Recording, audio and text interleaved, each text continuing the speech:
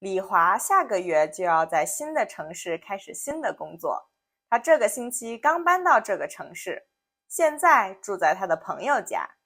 他要在下个月之前找到一个房子。他想找一个离他的公司近一点的房子，可是这几天他看了看，那儿附近的房子都很贵，便宜一点的只能和别人一起合租。但是他也不想和不认识的人一起住。他的朋友告诉李华，可以在他家附近找房子。这个区的房子没有那么贵，生活也很方便。附近有很多大超市和商场，也有很多饭店。从这里去李华的公司也不太远，坐地铁半个小时就能到。如果住在这附近，以后下班以后还可以一起吃饭或者出去玩。李华觉得这个主意特别好，他问他的朋友知不知道这附近有什么房子在出租。他的朋友帮他问了自己这个房子的房东。房东说，他还有一个房子在这个小区的另一栋楼，如果李华想租的话，可以去看一看。第二天，李华就和他的朋友一起去看了这个房子。这个房子和李华朋友的房子很像，他们都觉得很不错。李华马上就预定了这个房子，签好合同以后就可以搬进去住了。李华下个月要在新的城市开始新的工作。他这个星期刚搬到这个城市，现在住在他的朋友家。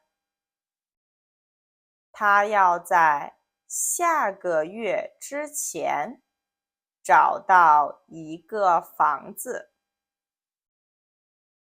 他想找一个离他的公司近一点的房子。可是这几天他看了看，那儿附近的房子都很贵，便宜一点的只能和别人一起合租。但是他也不想和不认识的人一起住。他的朋友告诉李华，可以在他家附近找房子。这个区的房子没有那么贵，生活也很方便。附近有很多大超市和商场，也有很多饭店。从这里去李华的公司也不太远，坐地铁半个小时就能到。如果住在这附近，以后下班以后还可以一起吃饭或者出去玩。李华觉得这个主意特别好。他问他的朋友，知不知道这附近有什么房子在出租？他的朋友帮他问了自己这个房子的房东。